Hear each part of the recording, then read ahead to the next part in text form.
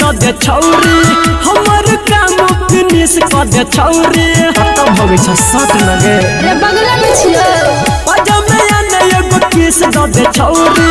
हमर काम फिनिश क दे छौरी बड़ी चमकै छै गम गम करै छै रूप तोहर हरियाली छियो हरियाली छियो हरियाली छियो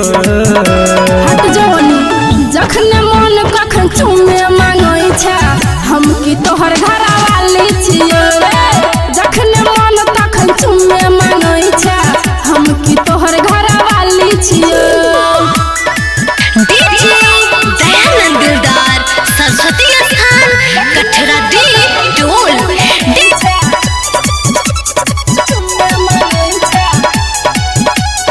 music by DJ Umesh Shukipuri Bazar हो उदास तोरे कन्या बनेब मंग में तोरे हम सनुरा सजेब रे हमरा विश्वास कहाँ होइ छौ सही कहै छौ जान मैरी के गप फुसला लै छ तूरे लगे कोरा में दुनु गाल लै छ छुरे लहंगा पहिर झमकने छ सोना गजब के ओठा लाली छियो ओठा लाली छियो ओठा लाली छियो जखने मन तखन चुमे मांगै छै हम की तोहर घरवाली छियो जखने मन तखन चुमे मांगै छै हम की तोहर घरवाली छियो कैसे लबर नहीं कर डीजे दयानंद दिलदार सरस्वती स्थान कठरा डी टोल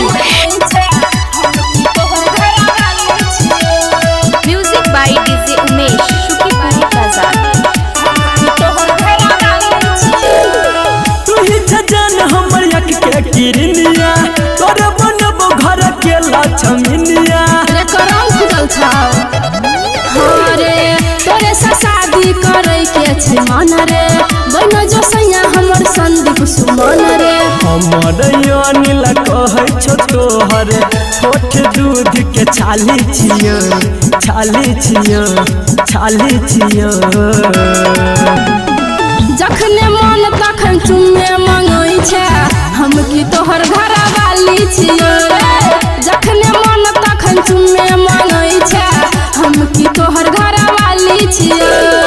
पजामे आने एगो किस द दे छौरी